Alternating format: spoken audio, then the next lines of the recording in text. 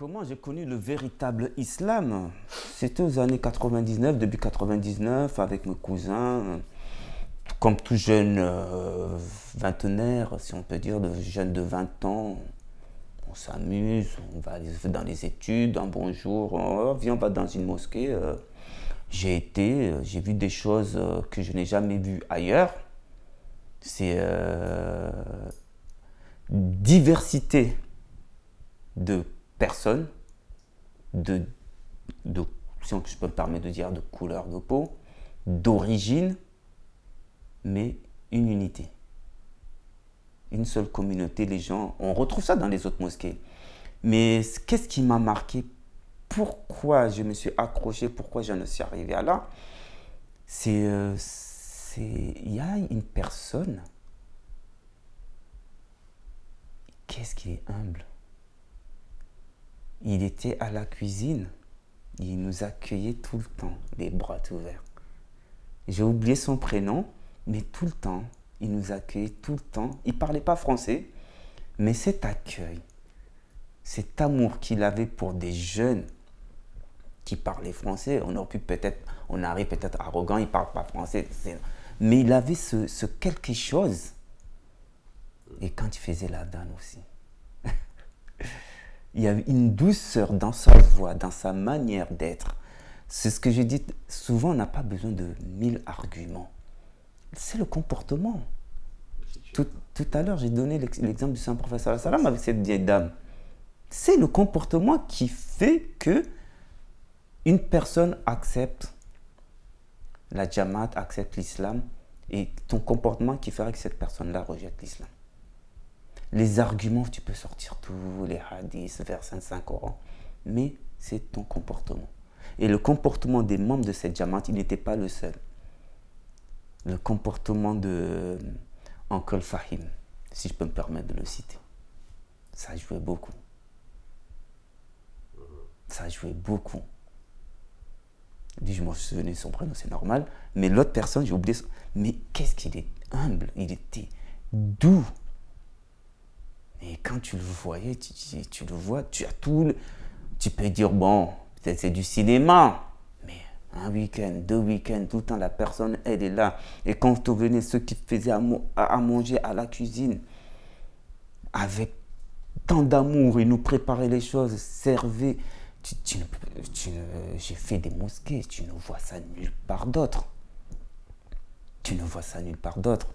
C'est pour ça que je dis, on aurait pu me sortir tous les arguments. Tes arguments, garde-les, moi c'est ce que je vois, c'est ça. La Jamaat m'a apporté une stabilité profonde en moi. La Jamaat m'a apporté quelque chose que je n'ai vu nulle part ailleurs. La beauté de l'islam. L'islam, je suis né musulman de parents musulmans, pratiquant. J'ai côtoyé la communauté musulmane, je la côtoie toujours. Mais la Jamaat, elle m'a appris qu'est-ce que c'est le véritable islam. Pourquoi je fais la prière? Pourquoi je fais le ramadan? Qui est le Saint-Prophète Mohammed sallallahu alayhi wa sallam? Ce sont des choses, j'entendais. Je suis comorien malgache. Les Comoriens font le maolid. Ils le lisent. Pendant les maolids, ils disent mais je ne comprenais rien. La Jamaat m'a appris qui était le Saint-Prophète sallallahu alayhi wa sallam. Pour moi, de ce que j'ai appris jusqu'alors à l'âge où je ne veux pas dire mon âge, 46 ans, le Saint-Prophète sallallahu alayhi wa sallam, qui il est, c'est un père de famille. Si l'humanité comprend, les hommes comprennent que c'est un homme comme tous les autres, donc un père traverse des difficultés. Il doit subvenir aux besoins de sa famille. Il doit gérer un foyer. Et là, il devait gérer une nation. C'était un exemple.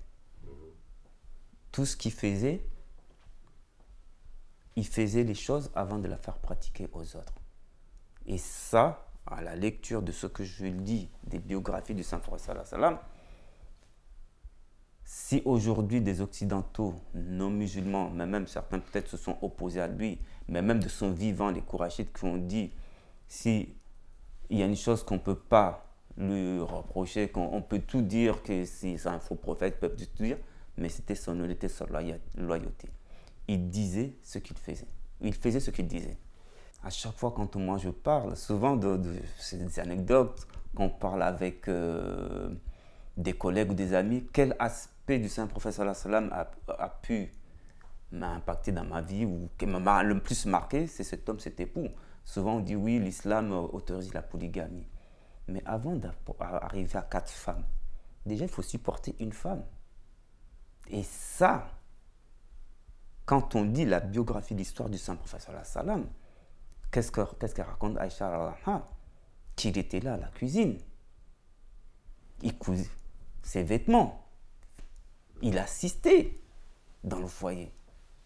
Il avait cette responsabilité en tant que prophète, mais c'était un homme aussi. Et ça, si nous, musulmans, je le répète, on comprend cet aspect-là, plutôt que dire oui, la femme à la cuisine, moi je reste chez moi, je reste là, j'attends que... Non. Non. La vie du Saint-Prophète sallallahu alayhi wa sallam, c'était... Je retiens aussi ce hadith qui est souvent rapporté, quand cette vieille dame arrivait avec des affaires, des courses, elle était là, elle l'a critiqué ouvertement devant lui. Et quel était son message? A-t-il pris l'épée? Qu'est-ce que tu fais? Tu blasphèmes, tu m'insultes ou... Il a simplement déposé, il a dit, mais je suis ce Muhammad. Et cette vieille dame, qu'est-ce qu'elle a dit? Bah, vous êtes un très grand magicien. Les livres ne sont pas suffisants, mais des modèles, il y a des imams.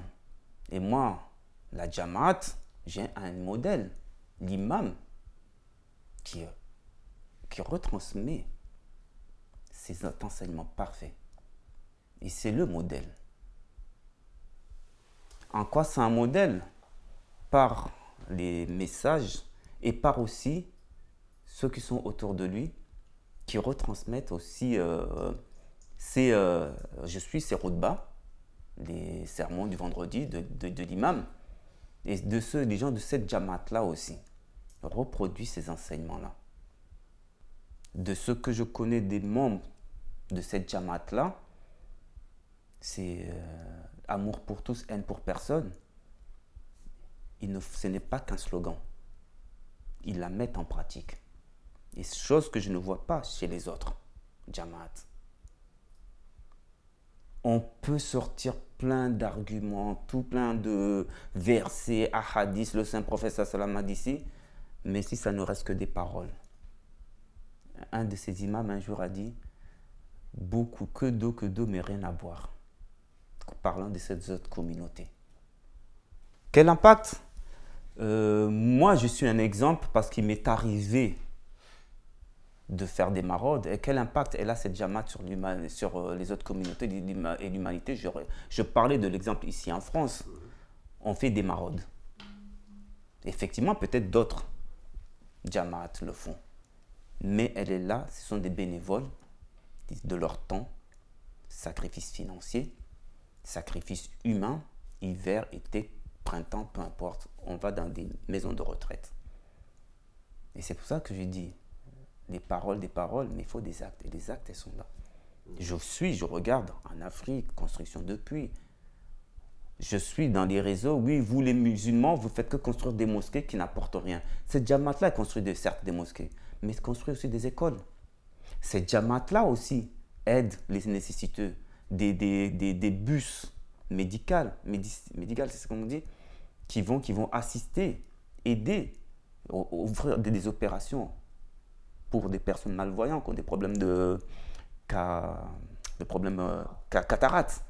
Donc, c'est sur le terrain. La différence, elle est là.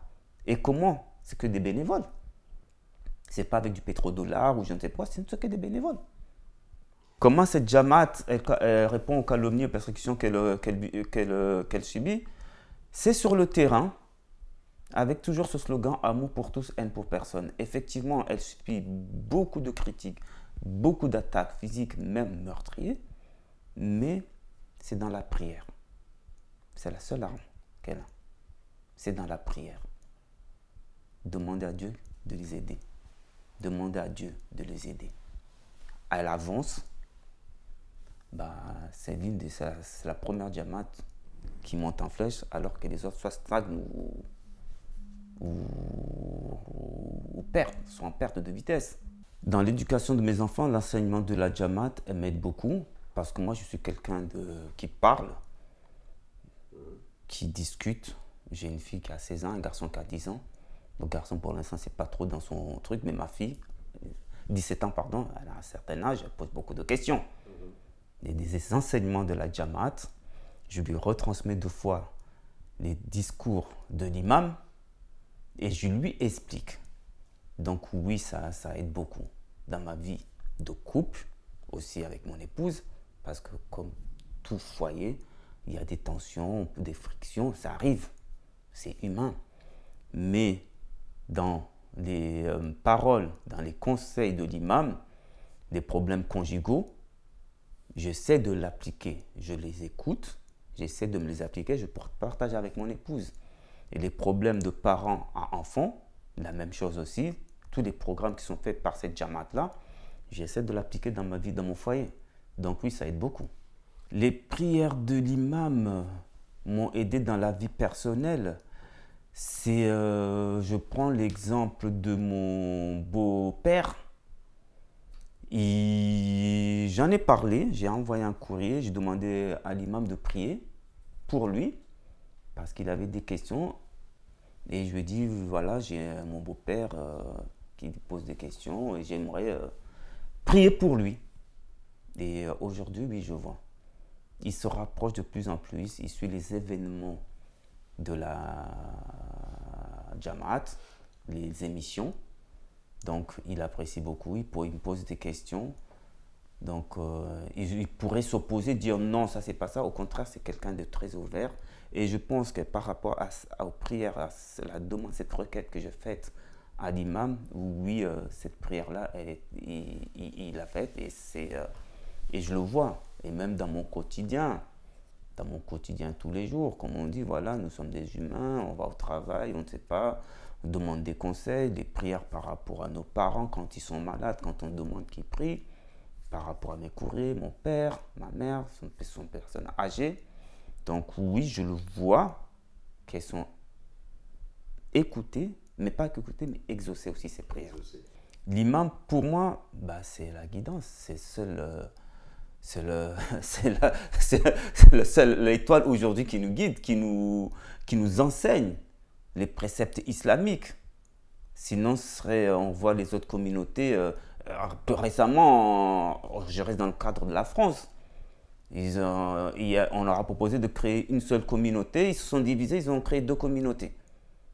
Alors que lui, c'est toute une communauté. Quand il dit levez-vous, toute la communauté, cette Jamaat-là se lève. Il n'y a aucune dissension. Quand on dit le Ramadan commence à telle date, par rapport à là où vous êtes, toute sa communauté, cette Jamaat-là, elle suit ce précepte. Alors qu'on connaît les problèmes ici en France, je reste toujours dans le cas de la France, les problèmes qu'il y a, je ne vais même pas parler à l'international, dans le monde, mais en France.